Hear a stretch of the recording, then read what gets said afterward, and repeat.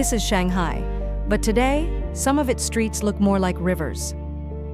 After hours of relentless rain, water began rising across roads, surrounding homes, reaching shop entrances, and making ordinary journeys increasingly difficult. What you are seeing is not footage from one isolated street. These scenes were recorded across different parts of the city as Shanghai faced severe rainfall and widespread waterlogging under the influence of Typhoon Dolphin. At first, it may have seemed like another rainy day in Shanghai. Heavy summer showers are not unusual here, but this rain continued, growing stronger and lasting long enough for the city's drainage systems to come under enormous pressure.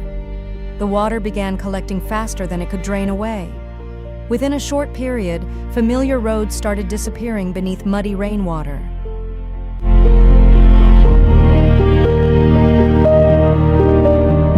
Shanghai is one of the world's largest and most developed cities. Its skyline, elevated highways, and enormous metro network represent speed and modern urban life. But extreme weather can change the rhythm of even a city like this. On these streets, traffic slowed down. Some vehicles carefully pushed through the water, while others turned around, unsure of how deep it might be. The surface can be deceptive. A flooded road may appear shallow, but drivers cannot always see potholes, raised pavements, or open drains underneath. Water can also enter a vehicle's engine, causing it to stall in the middle of the street. For people riding scooters and bicycles, the journey became even more difficult.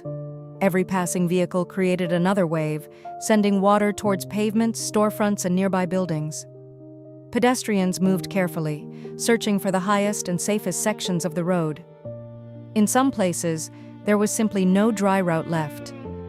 The rainfall was connected to the outer bands of Typhoon Dolphin, which made landfall in neighboring Zhejiang province on Sunday. Although Shanghai was not directly at the center of the typhoon, its enormous cloud system brought intense rain and powerful winds to the city. Shanghai issued a red rainstorm warning, the highest level in its 4-tier warning system. It was reportedly the first time in 13 years that the city had activated this top-level rainstorm alert.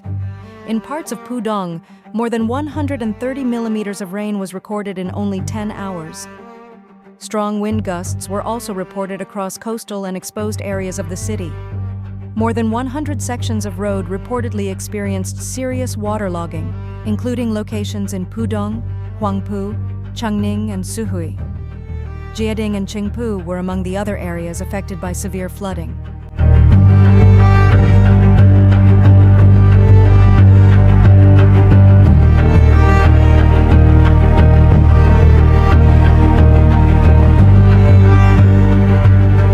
The exact conditions differed from one neighborhood to another.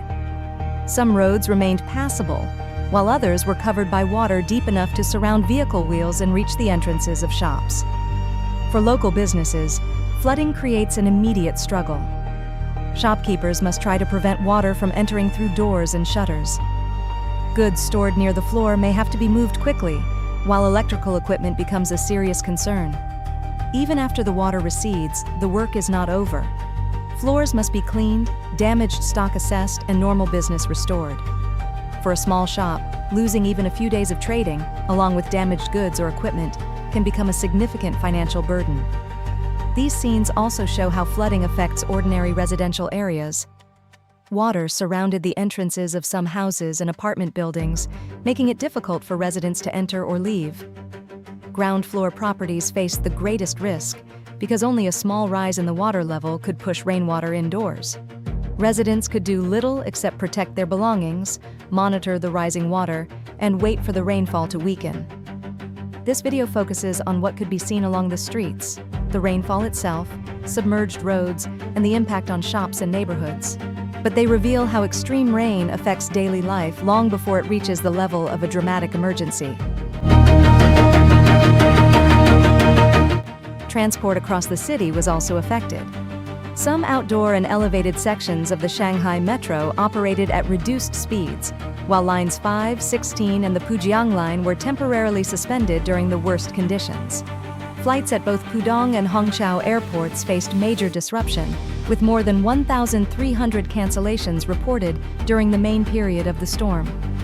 Ferry and other water-based transport services were also suspended, as authorities warned people to avoid unnecessary journeys. For residents, the safest option was to remain indoors wherever possible. Floodwater is not simply rainwater.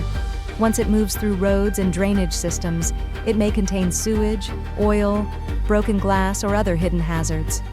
Walking or driving through it can be dangerous, especially when the depth and current are difficult to judge. Underpasses, underground parking areas, and low-lying roads present an even greater risk because water can accumulate there very quickly. Typhoon Dolphin has now weakened after moving inland, but Shanghai continued to experience heavy rain and strong winds into Monday. The weather is expected to improve gradually, although further showers and isolated flooding may continue. Even when the rain stops, it can take time for water to drain completely and for affected roads and businesses to return to normal.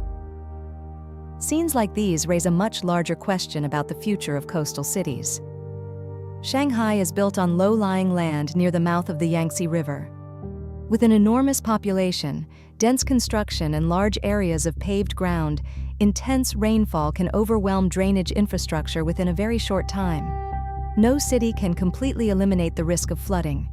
But as extreme rainfall becomes more frequent, cities will need stronger drainage systems, more areas capable of absorbing rainwater, and faster public warning mechanisms.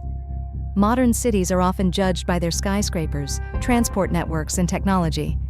But their real strength is also measured by how well they protect ordinary streets, homes, and businesses when the weather turns severe. For now, the people affected will be watching the water levels, cleaning their properties, and waiting for normal life to resume. Shanghai is a city known for movement, energy, and constant activity. But for a few hours, the rain forced parts of it to slow down. Roads became waterways. Shop entrances became barriers against the rising water.